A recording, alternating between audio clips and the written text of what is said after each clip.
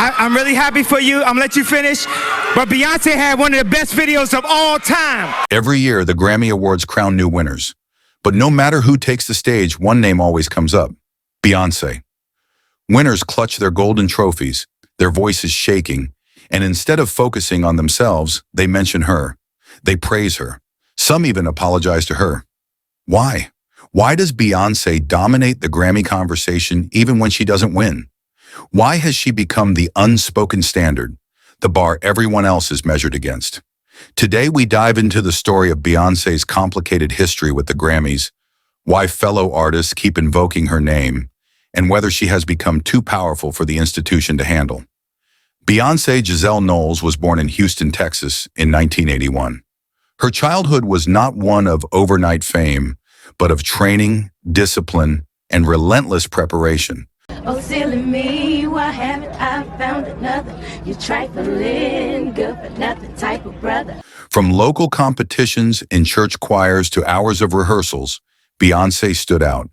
Her father, Matthew Knowles, quit his corporate job to manage her career, running their household almost like a boot camp for stars. He molded Destiny's Child into a finely tuned machine.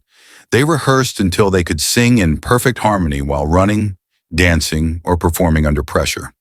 When Destiny's Child hit the mainstream, they weren't just another R&B group, they were a polished powerhouse. Hits like Bills, Bills, Bills, Survivor, and Say My Name weren't just songs. They were anthems of independence and resilience, especially for young Black women. But Beyonce wasn't content with being one of three. She had bigger plans. And in 2003, she stepped out on her own with Dangerously in Love. The album was a cultural earthquake. Songs like Crazy in Love and Baby Boy didn't just dominate the charts. They announced that Beyonce had arrived, fully formed as a solo icon. Unlike many stars, Beyonce had the rare combination of voice, movement, and vision. She wasn't just singing songs, she was performing entire worlds.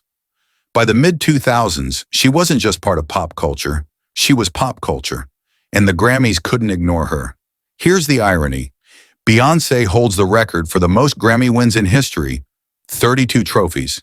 Yet despite this mountain of awards, she has repeatedly lost the night's most prestigious prizes: Album of the Year, Record of the Year, and Song of the Year. These are the crown jewels of the Grammys, the categories that define legacy. And time and again, Beyonce has come up short. In 2008, I Am, Sasha Fierce lost Album of the Year to Taylor Swift's Fearless. In 2015, Beyonce, a self-titled visual album that broke the internet by dropping unannounced, lost to Beck's Morning Phase. Even Kanye West couldn't keep silent, storming toward the stage before stopping himself, leaving the world buzzing. In 2017, Lemonade, a multimedia project hailed as one of the most daring works of the decade, lost to Adele's 25. Adele herself wept during her speech, saying, "I can't possibly accept this award. The artist of my life is Beyonce." In 2023, despite Beyonce breaking the all-time Grammy record, Renaissance lost Album of the Year to Harry Styles' Harry's House. His victory was overshadowed by outrage, with fans declaring the snub proof of a broken system. This is the strange paradox of Beyonce at the Grammys. She wins more than anyone else, yet somehow loses where it matters most. And this pattern has turned her into something unique. Not just a nominee, not just a competitor, but a looming presence over the entire ceremony. So why do winners keep bringing her up? Because Beyonce is more than an artist. She's a benchmark. Winning over her doesn't feel like triumph. It feels like stealing a crown that doesn't quite fit. When Beck won, Kanye nearly hijacked the show in protest. When Adele won, she tried to break her Grammy in half, publicly admitting the award belonged elsewhere. When Harry Styles won, the conversation wasn't about his artistry, but about whether Beyonce had once again been robbed. For other artists, ignoring her is unthinkable. Mentioning her has become both a shield and a prayer, a way to protect themselves from backlash, and a way to show respect to the cultural giant standing in the room. It's almost ritualistic. Step on stage. Thank God, thank your family. And then, say Beyonce's name. But to understand this phenomenon, we need to zoom out. This isn't just about Beyonce. It's about race, power, and the politics of recognition. The Grammys have a long history of sidelining black artistry in major categories. Michael Jackson's Thriller may have smashed records, but his follow-up, Bad, was ignored for Album of the Year. Prince, despite redefining pop and funk, often left the Grammys empty-handed in top categories. More recently, Kendrick Lamar has been repeatedly praised, nominated, and yet denied Album of the Year. Black artists dominate culture, but when it comes to the Grammys' most prestigious honors, they are often overlooked in favor of safer, whiter, or more traditional choices. Beyoncé embodies this tension. Lemonade wasn't just music. It was art fused with activism, a visual and sonic manifesto on race, gender, and survival. Critics hailed it as revolutionary, but the Grammy went to a more familiar, palatable pop record. Her losses echo a deeper narrative, that the Grammys are less about celebrating artistry and more about preserving a certain status quo.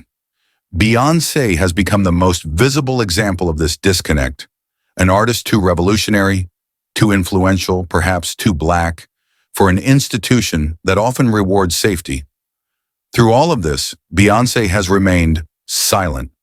She doesn't campaign against the Grammys. She doesn't give bitter acceptance speeches. She doesn't even address the controversies head-on. Instead, she lets her work do the talking. Each album is bigger, bolder, more culturally significant than the last.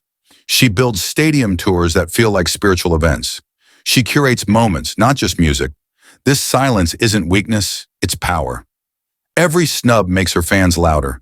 Every tearful acknowledgement from another artist makes her dominance clearer. By saying nothing, Beyoncé has allowed others to speak for her. And in doing so, she's proven that she doesn't need the Grammys to validate her. The Grammys need her. Think about it. How many artists have shaped the Grammys without even winning the big awards? Very few. Beyoncé has become a kind of cultural mirror. Her presence forces the Academy and the public to ask hard questions. What does it mean to reward art? Why do some albums become cultural events while others simply win trophies? And why do artists feel compelled to apologize when they win instead of her? Her name has become shorthand for excellence, dominance, and legitimacy. To win against her without mentioning her feels almost disrespectful. And so, the ritual continues. Praise her, acknowledge her, confess your guilt.